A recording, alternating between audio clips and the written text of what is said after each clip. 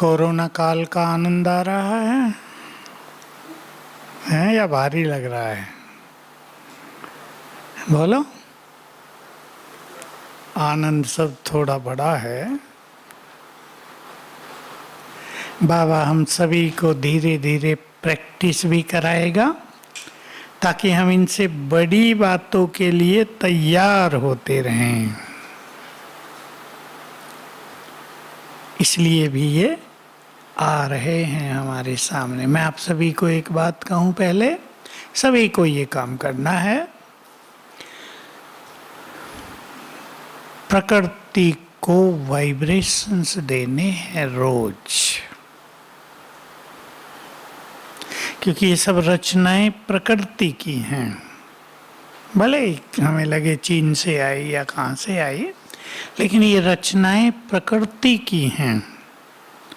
और अगर हम इन प्रकृति की सेवा करेंगे तो प्रकृति हमें नुकसान नहीं पहुंचाएगी, मदद करेगी, सेफ रखेगी।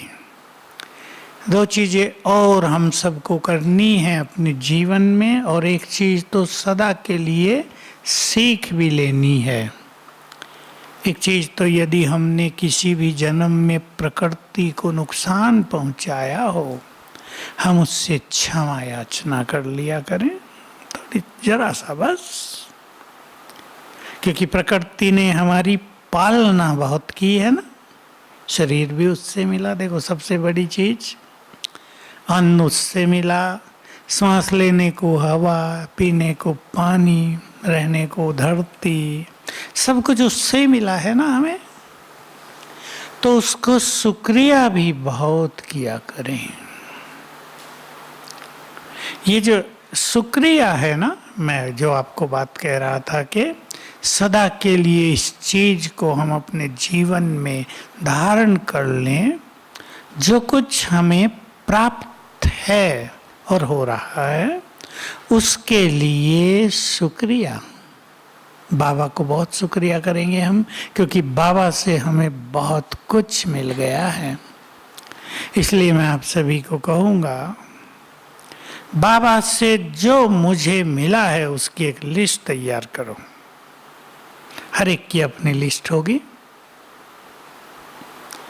और उसके लिए बाबा को शुक्रिया किया करो। बहुत मजा आएगा, योग में मजा आएगा, सवेरे उठ के मजा आएगा, और बाबा के ऐसा हमें लगेगा हम बाबा के समीप, बहुत समीप, और उसका प्यार मिल रहा है।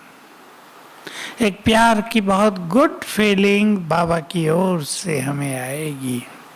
क्या क्या बाबा ने हमें दिया है। किसी को लगता होगा, अब मैं कुछ चीजें बता रहा हूं, सर्वश्रेष्ठ ज्ञान दिया, जिनको तलाश रही होगी, सर्वश्रेष्ठ ज्ञान दिया, अंधकार से निकाल दिया। बहुतों को पता नहीं कि बहुत लोग अंधेरे में थे नहीं, जैसे छोटे छोटे आए हैं, उन्हें क्या पता अंधेरा क्या था। अंधकार से निकाल दिया। बहुतों को लगेगा बाबा ने दिव्य बुद्धि आकर दे दी, बहुतों की बुद्धि तेज हो गई। ज्ञान में आने के बाद बुद्धि तीक्ष्ण हो गई। हुए ऐसे अनुभव? मुझे भी ये अनुभव है।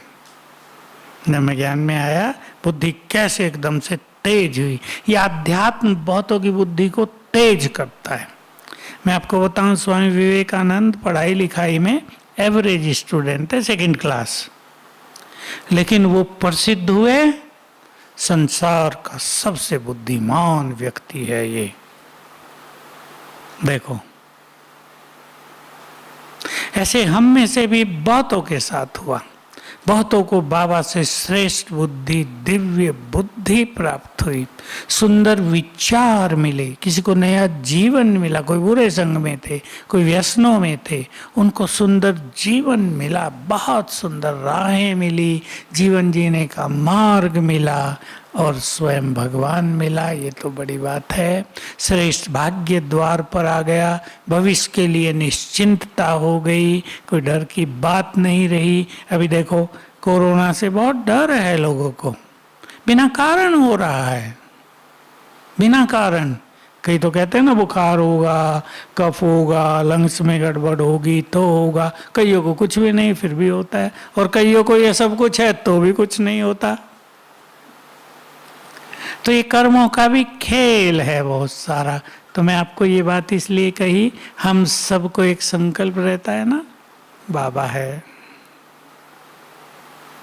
एक ही संकल्प कितना बल देता है कि विश्व रक्षक हमारे साथ है, वो हमारा भी रक्षक है, उसके होते हमें कुछ होगा नहीं। सेफ रखे हुए अपने बच्चों को, बहुतों को, इसलिए ध्यान तो हमें रखना है, लेकिन मन को निर्भय भी रखना है। और मैं पहले भी कई बार क्लासेस में ये बात कही है, छूट गई हो तो फिर से ले लें, अपने चारों ओर शक्तियों का आभा मंडल बनाया करें। चलते फिरते भी आप बाहर भी घूमो ना, मैं पवित्रता का लाइट हाउस हूँ, प्रकृति की मालिक हूँ, और जैसे फैल रही है ये लाइट, इसमें हम सेफ हैं। प्रकृति को निरंतर हमसे दान मिलता रहेगा अच्छे वाइब्रेशंस का। तो प्रकृति को अपनी गुड फ्रेंड बनाकर रखेंगे इस तरह, तो आने वाले समय में भी प्रकृति हमें बहुत मदद करेगी। और जो योग युक्त आत्माएं होती हैं, उनका प्रकृति पर राज भी हो जाता है, वो प्रकृति की मालिक बन जाती हैं, प्रकृति उनकी सुरक्षा करेगी। आज के वरदान में चलो सवेरे याद करो,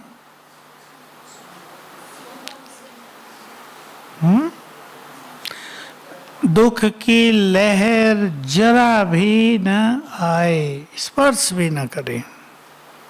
क्या ये संभव है? और है तो कैसे? कहां कहां मनुष्य को दुख होता है?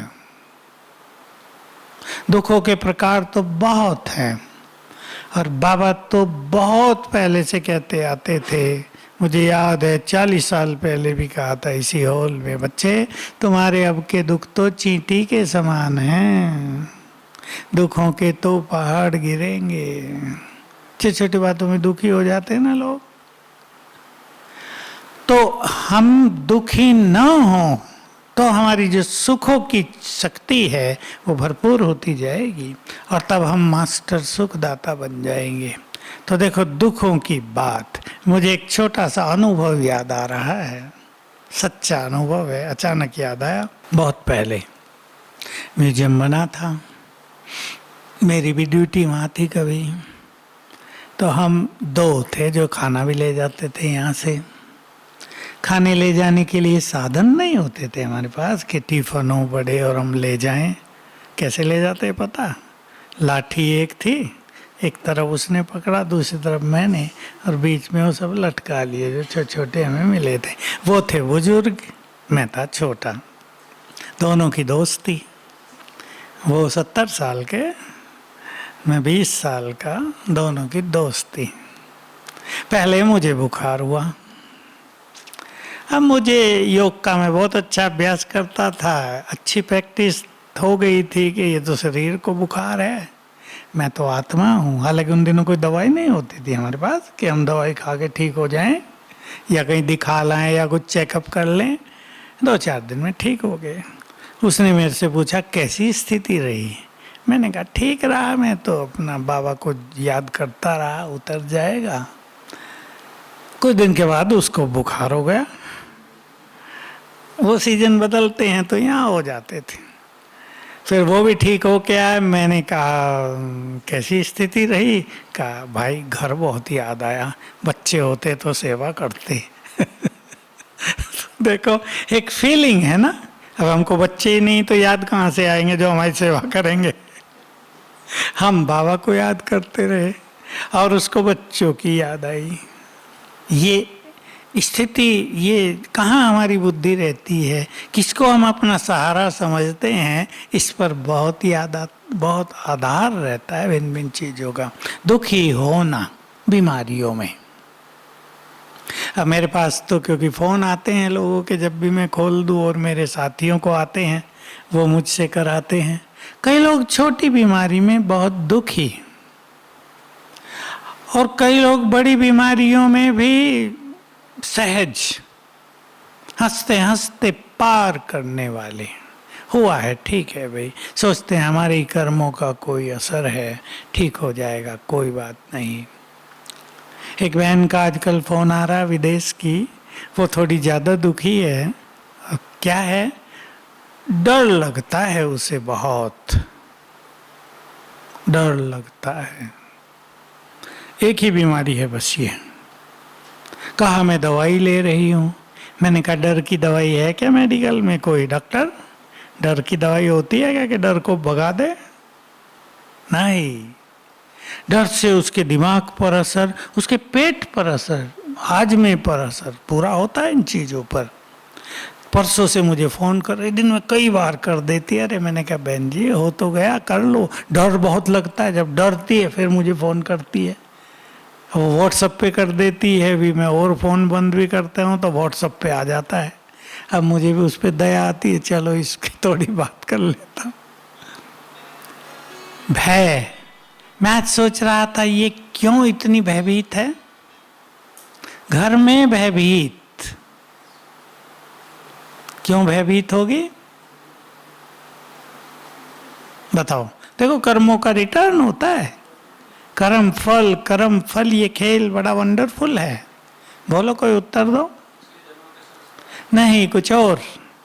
उसने लोगों को भयभीत किया था, अति भयभीत किया था। आज देखो कितने लोग हैं दुनिया में, गरीबों को डराते हैं, दादागिरी रखते हैं, दूसरों की जमीनों पे कब्जा कर लेते हैं, किसी को मरवा देते हैं, आतंक फैलाए रखते हैं। एक दो का केस तो अभी भी हुआ ना यूपी में, आतंक फैलाए रखते हैं, नेताओं से मिले रहते हैं। बिना नेताओं के तो ये काम होते नहीं ना, दो चार नेता हैं उनके साथ रहते हैं, क्योंकि वो पैसा देते हैं। पुलिस वाले भी साथ रहते हैं।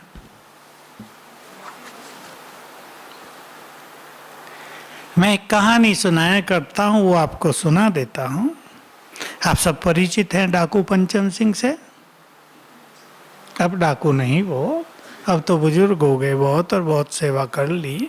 ये 5 डाकू ज्ञान में आए थे। भोपाल के पास एक मुंगावली जगह है, वहाँ खुले खेतों में इनको रख दिया था। ऐसे ही थोड़ा तारवाड़ लगा के परिवार सहित ही रह गए थे। 500 लोग थे। बहनों ने वहाँ प्रदर्शनी लगाई तो 5 जो उनके सरदार थे ना बड़े, वो ज्ञान में आए, यहाँ भी आए थे वो। तो जब ये पंचम सिंह जी यहाँ आए तो हमारे यज्ञ में कोई वाहन तो नहीं होता था, एक ट्रक था बस, मिलिट्री का लिया हुआ, भोपाल भाई चलाते थे। तो हम दोनों और एक दो और उन्हें ले गए यहाँ दिलवाड़ा के आगे। ट्रेवर टैंक है, आजकल तो वहाँ टैक्स लगता है, पहले टैक्स नहीं था, फ्री था। दादी भी गई थी वहाँ। वहाँ एक तालाब भी है जहाँ शेरों का शिकार करते थे राजा लोग, वो शिकार करने का बना हुआ है तालाब है एक छोटा सा, उसमें जानवर पानी पीने आते थे। पीछे एक मगर आ गया था उसमें, तो वहाँ आना जाना बंद कर दिया सबका। एक बार दादी की कार के आगे चीता खड़ा हो गया, अब वो हटे ही नहीं। फिर कार रुकी रही, एक ही कार थी यज्ञ में तब। फिर वो धीरे से हटा, फिर वो बता दिया जो पीछे बैठे थे दादी के कि इसको छेड़ना नहीं है, यहाँ पे हट जाएगा। तो वो शेरों का ही जंगल है। तो हम उसे वहाँ ले गए घुमाने, तो बैठे थे। कहा भाई आपसे एक प्रश्न पूछना, तब हम भी छोटे थे, हमको कोई बहुत सारे अनुभवों की बातें पता नहीं थी। तो कहा मैं जब अब रात को सोता हूँ तो ठीक 12 बजे कांपने लगता हूँ, और मुझे अपने शरीर को संभालना कठिन हो जाता है कि मैं गिर जाऊंगा नीचे। और फिर मुझे बहुत देर के बाद मैं अपने को संभाल पाता हूँ। अब मुझे ज्ञान मिला है तो मैं बाबा बाबा करने लगता हूँ। कहा ये क्यों होता है? पता तो हमें था उसकी कहानी का, 200 तो मर्डर का उस पर आरोप ही था। कहा पुलिस हमसे घबराती थी, अगर गांव में पता लग गया पंचम सिंह का गैंग आ रहा है तो सब गांव छोड़ के भाग जाते थे कि ले जाओ जो ले जाना है। पुलिस के घेरों को तोड़कर हम बाहर निकल आते थे। कहा मैं अकेला घर में होता हूँ, ताला बंद है, मैं डरता हूँ इतना क्यों? मैंने कहा तुम्हारे, तब मैंने उसको उत्तर दिया था कहाँ से मुझे आया, कि तुम्हारे नाम से हजारों लोग भयभीत होते थे ना, वो रिटर्न है ये, उनसे क्षमा मांग लो। तब भी मैंने उसको बताया था। अब मैं सोचता हूँ मुझे कहाँ से आ गई थी ये अकल ऐसी बात बताने की। उनसे क्षमा मांग लो और बाबा को याद किया कर, फिर धीरे धीरे उसका वो समाप्त हो गया। तो ये कर्मों का रिटर्न ऐसा है, इससे कोई बचता नहीं संसार में। इसलिए जो कुछ जिसके साथ भी होता है उसके कर्म ही उसके लिए जिम्मेदार हैं। बिना कर्म के किसी के साथ कुछ नहीं हो रहा है, ये हमें ध्यान रखना। इसलिए अब इस महाविनाश के काल में, परिवर्तन के काल में, हमारे पुण्य कर्म हमारे सच्चे फ्रेंड बनकर रहेंगे। ब्राह्मणों को सबसे अधिक मौका है पुण्य कर्म करने का। बहुत ध्यान दें इस पर। बाबा के बनने के बाद, उसके यज्ञ में आने के बाद कोई सूक्ष्म भी विकर्म ना हो, क्योंकि उसकी सजा ज्यादा होती है। और सबसे बड़ा विकर्म किसे कहेंगे संगठन में? मैं आपको सावधान करता हूं उसके लिए आज। बोलो। जो मूल्यम बहुत ही आता है, नहीं देवान नहीं। बच्चे किसी को दुख ना दो, कॉमन है ना, रोज आता है। अगर इस संगठन में, पवित्र आत्माओं के इस संगठन में, अब ध्यान से सुन लेंगे और ध्यान देंगे, अगर पवित्र आत्माओं के इस संगठन में हमसे कोई डिस्टर्ब होता है, हमारे द्वारा किसी के लिए गलत निर्णय होता है, हम किसी को गिराने के लिए उसकी गलत रिपोर्ट करते रहते हैं, हम किसी के पीछे लगे रहते हैं या नहीं कई लोग, और ये सोचते हैं जब तक इसे नाश न कर दूं सुख से नहीं सोऊंगी। मैं जरा ओपनली बोल रहा हूं। अब ये पाप है या पुण्य? और भी बहुत सारी चीजें, किसी की खुशी छीन लेना, आगे बढ़ने से रोकना, बड़े पापों की बात मैं नहीं कर रहा हूं। इससे क्या होता है, यहाँ हम सब हैं बहुत पवित्र आत्माएं, पुण्य आत्माएं, न जाने भगवान किसको कितना ज्यादा प्यार करता है, और हम उसको कष्ट दे रहे हों तो बाबा की नजर हमसे दूर चल जाएगी। और इन आत्माओं की अगर बद्दुआएं निकल जाती हैं, कोई सभी इतने महान नहीं है कि वो शुभ भावना ही दें, दुख देने वाले को भी कुछ तो निकल जाएगा ना अंदर से। ये बद्दुआएं खा जाती हैं, मैंने बहुत केस देख लिए अपने। इसलिए पवित्र आत्माओं की, इस देव देवियों की बद्दुआएं न मिले हमें, इसका बहुत ध्यान रखना है। सदा आप ध्यान रखेंगे, ये हमारा बहुत पुण्य होगा। इसलिए बाबा की बहुत मुरलियां चली दुआओं पर। आपको याद होगा बाबा ने 15-15 दिन का होमवर्क भी दिया था, जब तक दूसरी बार बाबा आए, दुआएं देना और लेना। बाबा हम सबको ट्रेनिंग देता था, ऐसे कर्म करो सब तुम्हें दुआएं दें, और तुम भी देते चलो। तो ये पुण्य हमें समय पर बहुत मदद करता है। जो संसार में डिप्रेशन और मानसिक रोग बढ़ते जा रहे हैं, उसका एक कारण और भी हैं, पर एक कारण है, उन आत्माओं ने पूर्व जन्मों से दूसरों को बहुत सताया है, हर्ट किया है, बहुत दिल दुखाया है। तो उनसे जो बद्दुआओं के वाइब्रेशंस आ रहे हैं, वो अब उनको चैन नहीं लेने देते, क्योंकि अब अंत का समय है और सबके सभी हिसाब किताब पूर्ण होने हैं। तो हम अपनी मेंटलिटी को ऐसा बनाएं कि छोटी छोटी बातों में हम दुखी न हो जाएं। बोलो, एक 5 पॉइंट फॉर्मूला निकाल लेते हैं आज। 5 पॉइंट केवल, पॉइंट तो 25 भी हो सकते हैं, पर हम 5 निकालेंगे।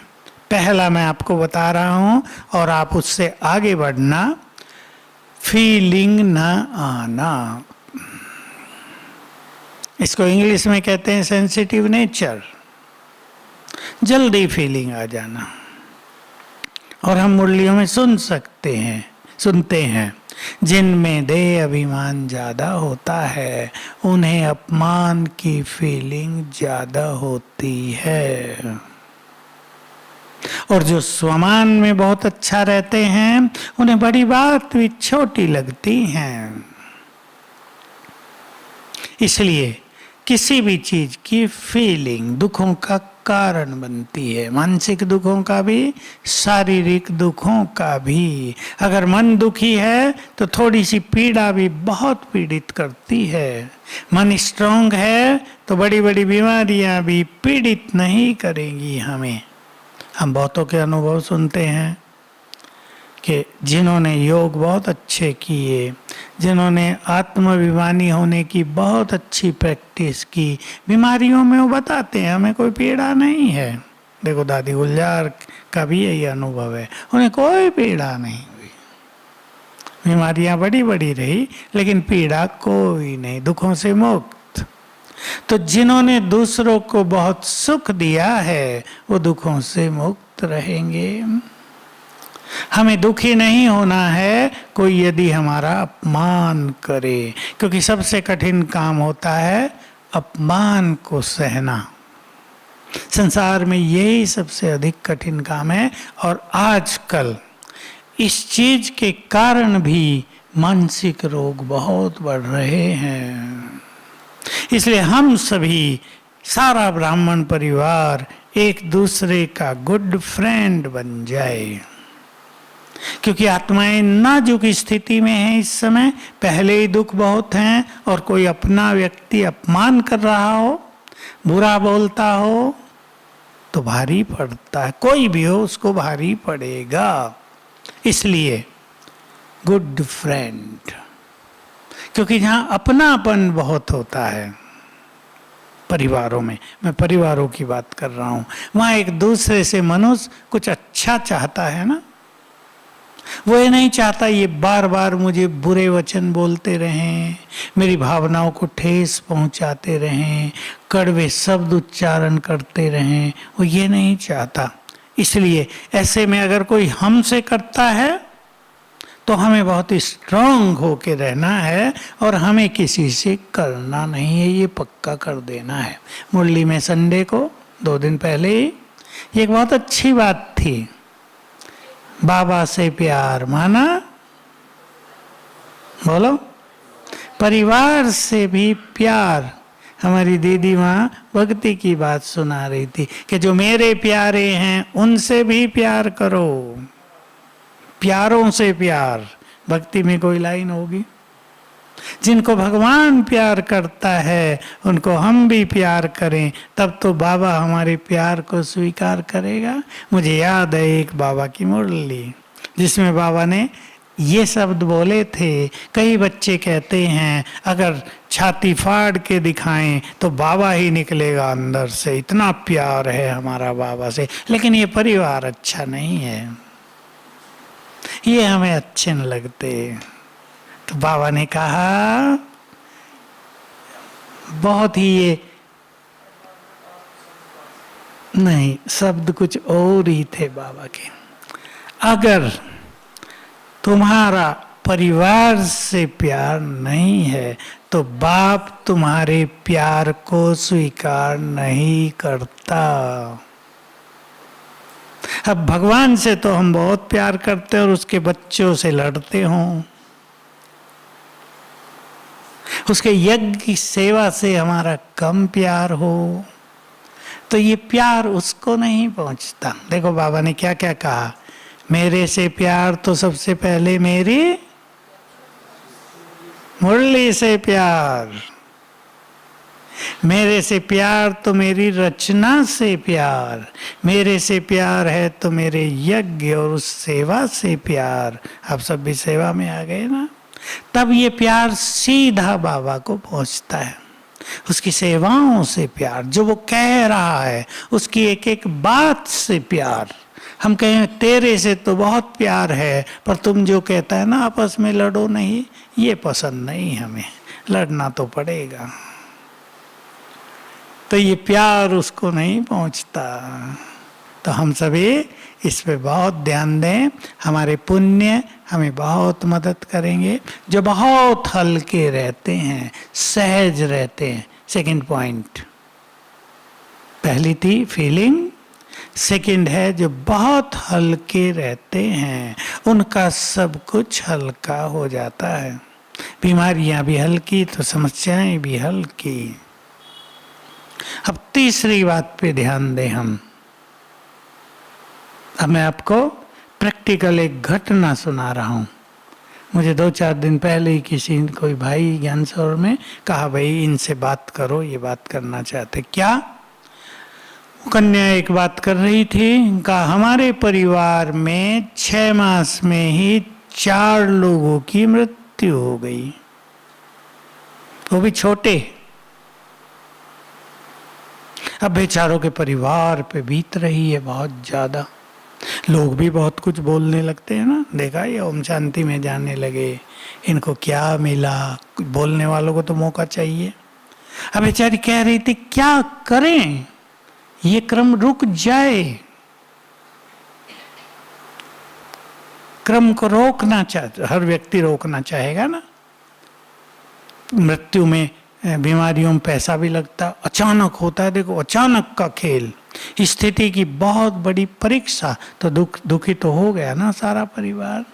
तो अचानक कर्मों का फल मिलता है, दुख बढ़ता है। क्या याद रखेंगे?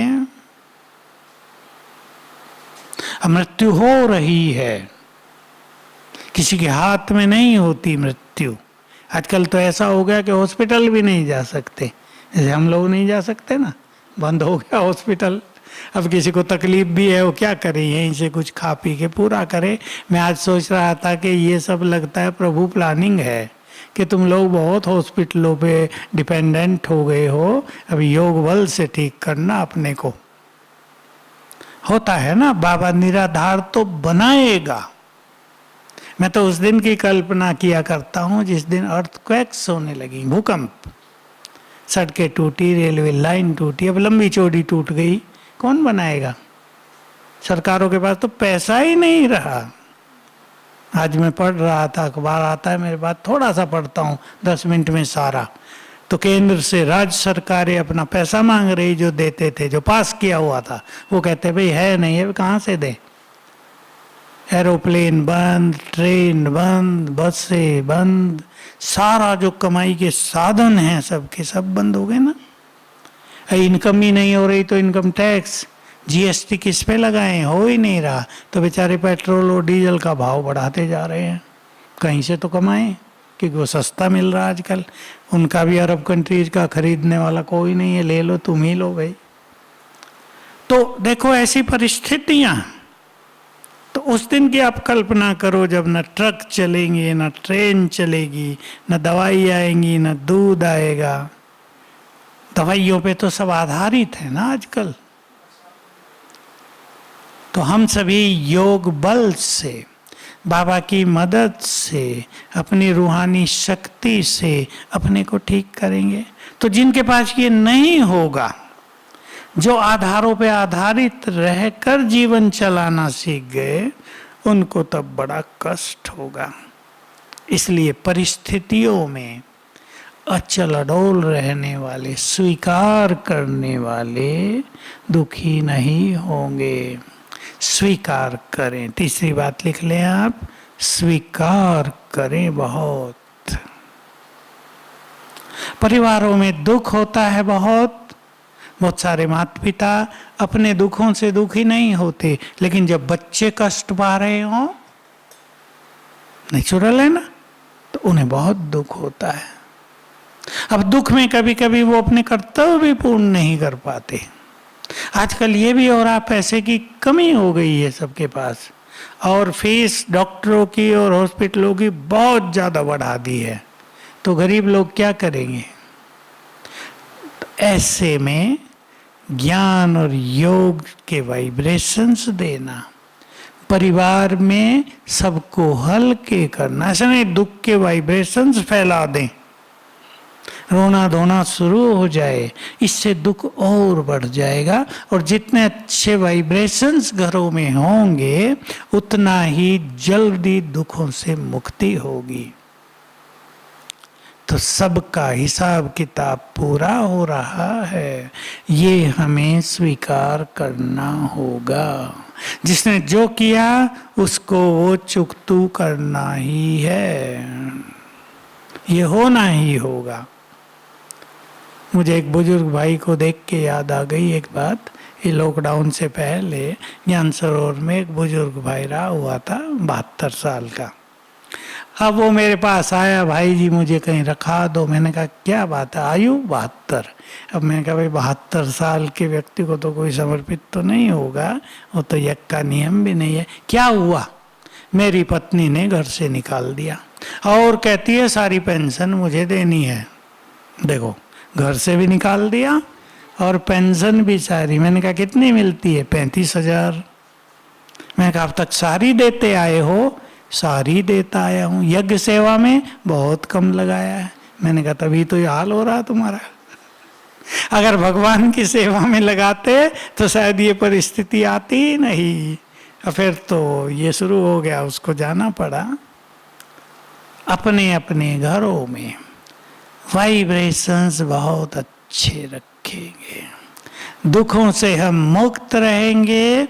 यदि अमृत वेला बाबा से बहुत सुख लेंगे, यदि हम बाबा को बांध लें कि जब भी बुलाए आ जाए, ये बांधना पड़ेगा उसको। और बाबा की मुरलियां हैं, अभी मुझे याद नहीं, आपको याद होगी या नहीं। बाप को अपने प्यार और अधिकार की रस्सियों में बांध लो। ये 2 रस्सियां हमारे पास, प्यार और अधिकार। और इसके पीछे एक ही शब्द है जो आप सब जानते हैं, कौन सा? नहीं, मेरा। वो मेरा है तो मेरे से प्यार भी बहुत होगा और मेरे पर अधिकार भी पूरा होगा। इस पे चिंतन किया करें, जो भगवान है वो मेरा है। ये सब तो कितना सिंपल है, इसे ही बाबा कह देते हैं ना, मुरलियों में आता रहता, अभी भी आया था। ये बाबा शब्द सर्व खजानों की चाबी है। ये नहीं बाबा का और सच में कुछ तो हुआ ही नहीं। हम तो रोज बाबा कहते हैं, चाबी तो मिलती ही नहीं। यह है मेरा बाबा, वो मेरा है तो उसके सब खजाने मेरे हैं। इसको अपने चिंतन में लाना कि जब भगवान मेरा है तो मेरे जैसा खुश नसीब कोई नहीं। जब दुखों का हर्ता मेरा है तो दुख मेरे पास आ नहीं सकता। जब बिगड़ी को बनाने वाला मेरा है तो मेरी कोई बिगाड़ नहीं सकता। जब भाग्य विधाता मेरा है तो सर्वश्रेष्ठ भाग्य तो मेरा ही है। इसको चिंतन में लाएंगे तो चिंतन से अनुभव अच्छे होंगे। कई लोग सोचते हैं बस कह दिया मेरा बाबा, हमने तो कह दिया ना, कुछ तो आगे हो नहीं रहा। ऐसे नहीं होगा। इसको गुड फीलिंग मिलाना है अपने चिंतन के साथ। तो किसी भी बात में कुछ भी हो जाने पर, परिवारों में कुछ हो जाने पर, अपने प्रियजनों को कुछ हो जाने पर हमें अपनी ये चेकिंग करनी है और ये स्थिति बनानी है कि हम दुख में ना आ जाएं। चाहे वो हमारी व्यक्तिगत बात हो, हमारे साथियों की बात हो, कोई आपको तंग करता हो संगठन में उसकी बात हो, प्रकृति की बात हो। प्रकृति भी तो कष्ट देती है ना, और अब बढ़ेगा प्रकृति का कष्ट। वैज्ञानिक लोग बोलते थे 2-4 साल में, अभी प्रकृति कुपित होती जाती है, बदला लेगी। साइंटिस्ट भिन्न भिन्न तरह के होते हैं ना जो इस फील्ड में काम करते हैं, उन्हें फील होता था कि प्रकृति में अनेक चेंजेज हो रही हैं अंदर ही अंदर, और वो चेंजेज भविष्य में तूफानों का रूप बन जाएंगी, साइक्लोन्स बन जाएंगे, वो बड़ी बड़ी सुनामी लाएंगे, वो कहीं गर्मी लाएंगे तो कहीं बहुत तेज बरसात लाएंगे। उन्हें प्रकृति में जो चेंज होती है अंदर अंदर वो उसकी स्टडी करते हैं। तो वैज्ञानिक बहुत समय से बोल रहे थे प्रकृति का कोई ध्यान नहीं दे रहा है, तो वही समय आ गया है जो शास्त्रों में दिखाया है कि धरती ब्रह्मा जी के पास पहुंचती है, देवी के रूप में दिखाते हैं कि हे पितामह हैं, वो वहाँ शास्त्रों में उनको परम पिता ही कहते हैं, क्रिएटर मानते हैं। अब पाप का बोझ और सहा नहीं जाता, अब मुझे मुक्त करो इस पाप से। तो ब्रह्मा जी विष्णु को कहते हैं अब करो, ये काम सब विष्णु के हवाले है। तो वही समय फिर से पहुंच गया है ना। अब प्रकृति परिवर्तन करेगी तेजी से, उस परिवर्तन के साथ जीना सीखना ही होगा। देखो क्या क्या हो रहा है घरों में, अब हम तो नहीं जानते, पर जो लोग बताते हैं बच्चों की पढ़ाई पर बुरा असर, बच्चों की हेल्थ पर बुरा असर, उनके संस्कार जागृत हो रहे, वो घर में हैं लड़ाई झगड़ा करते हैं, मोटे हो रहे हैं, खेल नहीं सकते, खाते ही खाते हैं, ये खिलाओ मम्मी वो खिलाओ, अब क्या करे मम्मी, पैसों की भी कमी हो रही और उन्हें ये भी चिंता इनका होगा क्या आगे। एक ही परिस्थिति को अगर हम लें, लेकिन ज्ञानी आत्माएं इसमें दुखी नहीं होते। और बाबा की ये बात सदा याद रखनी है, जो बाबा के बन गए बाबा उन्हें भोजन तो खिलाता ही रहेगा। बाबा ने एक बार मुरली में इसका उत्तर भी दिया है, वो सुन लो आप। अव्यक्त बाबा ने पूछा कि बाप क्यों कहते हैं कि बाप अपने बच्चों को भूखा नहीं रख सकता। लौकिक में भी तो बाप नहीं चाहता ना कोई उसका बच्चा भूखा रहे। तो बाबा का उत्तर था, तुम बच्चे रोज बाप को भोग लगाते हो, बाप भूखा नहीं रहता तो बच्चों को भूखा कैसे रखेगा। इसलिए भोग लगाए बिना भोजन न खाना, न अपना भोग भी जब भोजन खाते हैं स्वीकार कराना, उसको शुक्रिया करना, तुमने हमें ये ब्रह्मा भोजन प्रदान किया, तुमने हमें गुड हेल्थ प्रदान की, इस सब के लिए बाबा को शुक्रिया किया करना। समझ गए ना शुक्रिया की बात? जादुई इफेक्ट होगा, जादुई। आप करके देखो, भोजन आपके सामने आए, कुछ भी खा रहे हो, जिन्होंने पैदा किया उनको भी शुक्रिया, जो हम तक पहुंचाया। मान लो आप एक एप्पल भी खा रहे हैं ना, अब प्रयोग करके देखना कहाँ पैदा हुआ होगा, उनको शुक्रिया। हम तक कैसे आया ये लाने वालों को शुक्रिया। और फिर बाबा ने ये सब इंतजाम किया, उसको शुक्रिया। और संकल्प करना, इसको खाते ही इससे मेरे शरीर के कई रोग समाप्त हो जाएंगे। परिणाम देखना। ये प्रयोग हमें अभी से शुरू कर देने हैं, ताकि आगे आने वाले समय में बीमारियों में हम दवाइयों पे डिपेंडेंट न हो जाएं। जो कुछ हमारे हाथ में है खाने के लिए, पानी भी, दूध भी या कोई भोजन की चीज, उसे ही हम इस तरह दवाई बना देंगे और वही चीज हमारे रोगों को ठीक करने वाली हो जाएगी, क्योंकि हम हो जाएंगे प्रकृति के मालिक। इसलिए प्रकृति को रोज सकाश देनी है। जिसने 5000 साल माँ बनकर हमारी पालना की है, अब उसकी ओर हमें भी ध्यान देना है। कैसे देंगे पवित्र सकाश?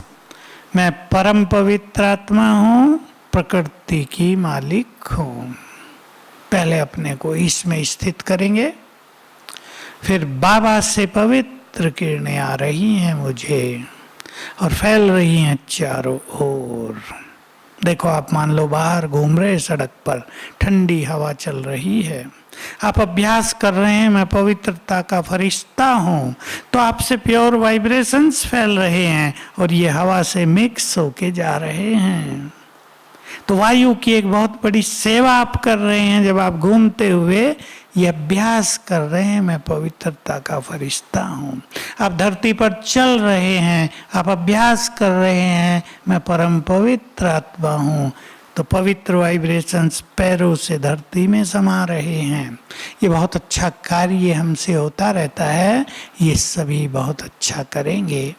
अभी हम गीत बजेगा 3 मिनट, प्रकृति को ही सकाश देंगे। ओम शांति। पवित्र किरणें बाबा से लेकर प्रकृति को, मैं प्रकृति की मालिक हूँ।